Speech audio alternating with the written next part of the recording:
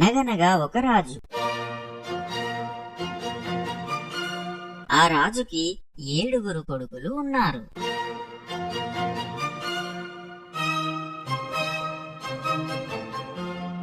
ఈ 7 కొడుకులు ఒకరోజు చేపలు పట్టడానికి వేటకు వెళ్లారు.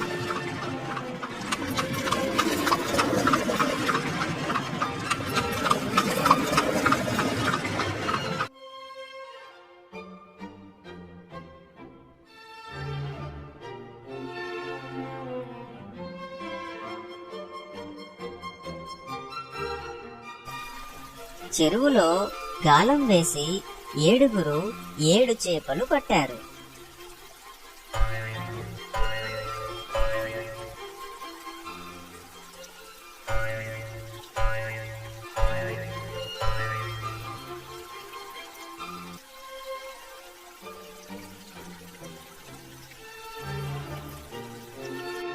ఈ 7 చేపలని ఇంటికి తీసుకెళ్లారు.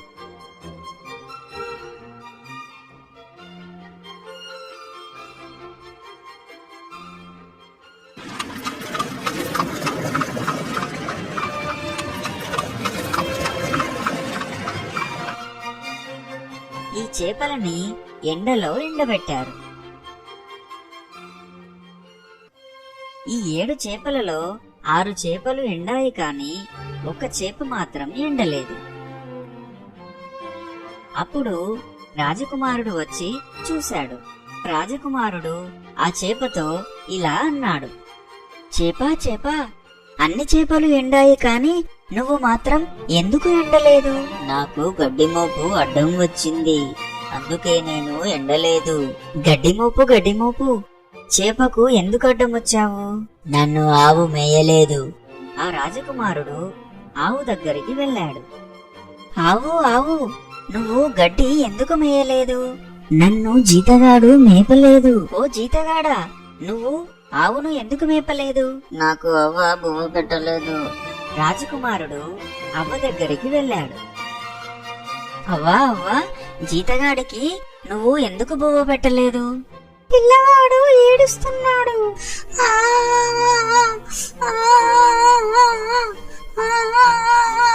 పిల్లవాడా, నువ్వు ఎందుకు ఏడుస్తున్నావు?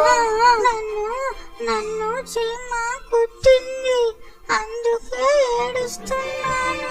అప్పుడు రాజకుమారుడు చీమ దగ్గరికి వెళ్లి అడిగాడు, చీమా, పిల్లవాడిని ఎందుకు కుట్టావు? నా బంగారు కుట్టలో వేలు పెడితే నేను కుట్టనా? చిన్న చీమ కుట్టడం వల్ల రాజుగారు తెచ్చిన ఈ చేప ఎండలేదు. దీన్ని బట్టి మీకేమర్థమైంది? ఒక పని జరగాలంటే ఎంతో మంది సహకారం అవసరం.